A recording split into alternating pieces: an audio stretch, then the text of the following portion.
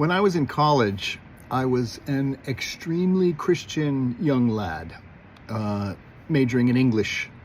And one of my English professors had us read an essay by John Milton called Areopagitica.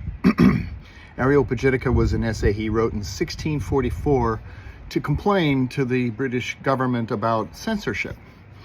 Well, I knew who John Milton was because he'd written Paradise Lost, and that poem was used by theologians and very highly respected in the Christian community, so I felt like John Milton was one of my people.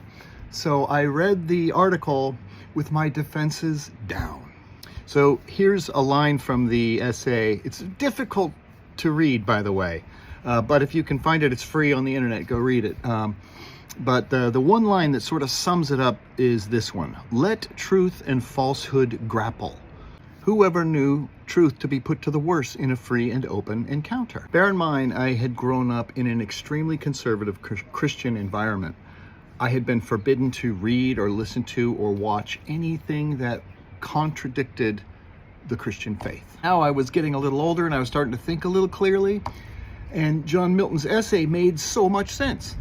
You should be able to compete with ideas in the marketplace of ideas, and if your idea is better, if your idea is more true, it should win that competition. You should expose your mind to both sides of an argument, right? It made a lot of sense. Now, at the time, this was a very liberating idea to me, but it was also very troubling.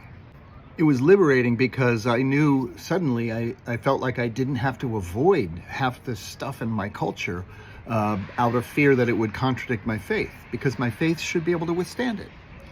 But it was troubling because I knew I had never really encountered contradictory information and was a little worried that I might be wrong.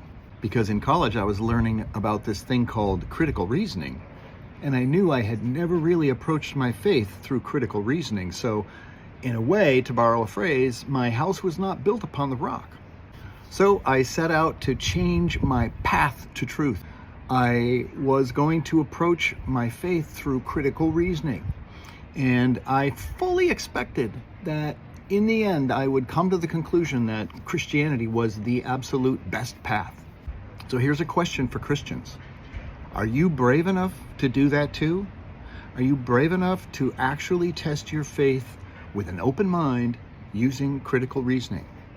You might think you already have, but either way, stick around for this series. You might find it pretty interesting.